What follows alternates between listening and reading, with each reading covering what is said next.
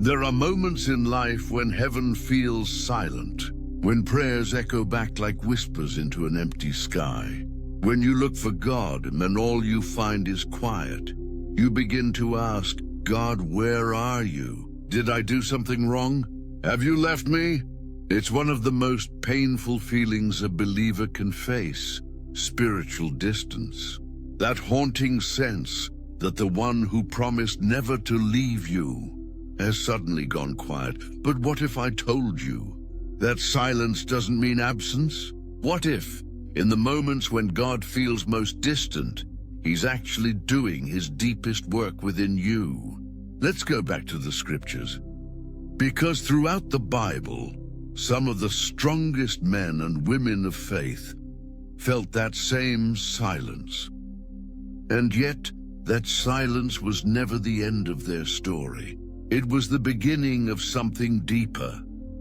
Take Job, a man who lost everything, his wealth, his health, his family, in a single storm of tragedy. He cried out, I go forward, but he is not there. Backward, but I cannot perceive him. Job 23, 8-9. Job was desperate. He searched for God everywhere, in his pain, in his tears, in the ashes of his life, and yet he couldn't find him. But in verse 10, Job declares something remarkable. But he knows the way that I take. When he has tested me, I will come forth as gold.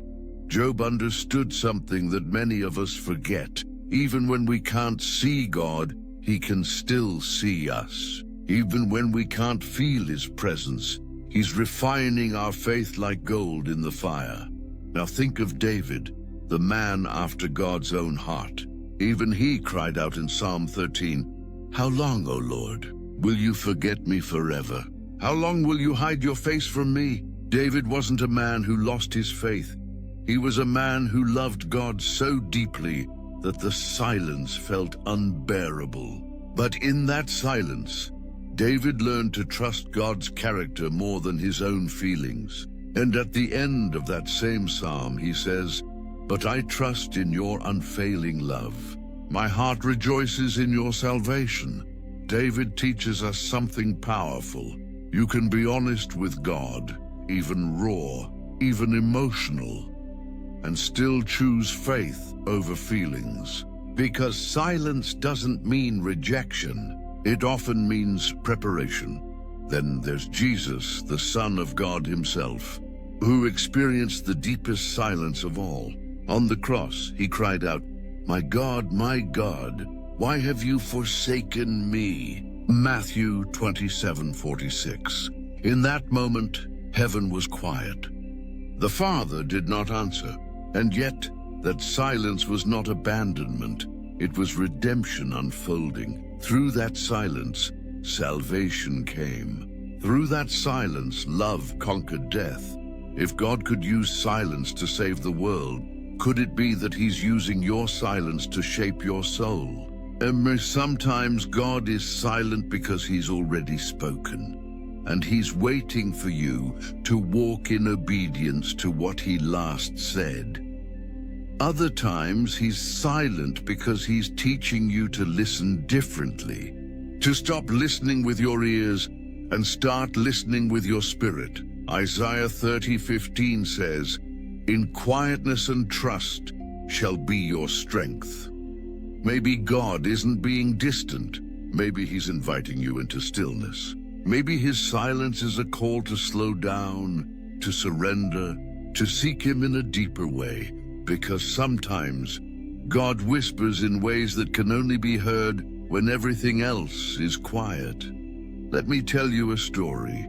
A woman once said she used to pray every night and feel God so close. But after her husband passed away, she said it felt like God had gone. For months she begged for a sign, a dream, a word, anything. Nothing came. One morning she sat in silence, exhausted from crying. Then she heard a small voice in her heart say, I was here all along. You just stopped resting in me. In that moment she realized God hadn't left her. She had been too hurt to recognize his quiet presence. His silence had been a shelter, not a punishment.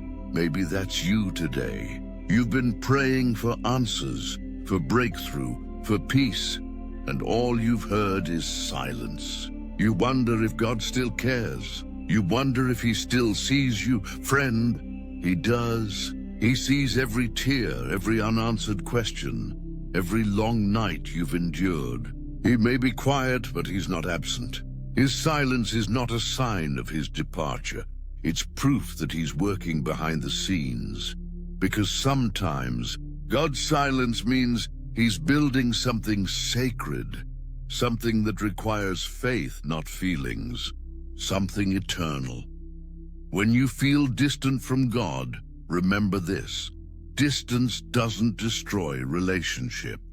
It deepens desire, and God often allows distance so you'll seek him with your whole heart again. Jeremiah 29:13 says, "You will seek me and find me when you search for me with all your heart."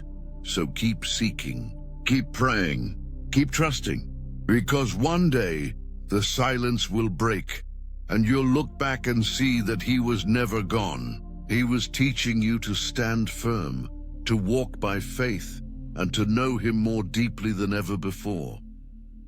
So if God feels distant right now, don't give up. Don't let silence convince you that he's not near, because in that silence, he's strengthening your spirit. He's preparing your next chapter. He's making you ready for something greater. As the psalmist said in Psalm 46:10, "Be still and know that I am God." Be still. Even in the silence, know that he is still God and he is still good. Before you sleep tonight, take 5 quiet minutes. Don't ask God for anything. Just sit in silence. Whisper, "Lord, I trust you, even when I can't feel you," and watch how peace begins to return. If this message touched your heart, take a moment to subscribe to this channel. We share stories and teachings to strengthen your faith and remind you that you are never alone, even in the silence. Share this video with someone who might be struggling to hear God right now. Together, let's help hearts find hope again. And as always, God bless you and amen.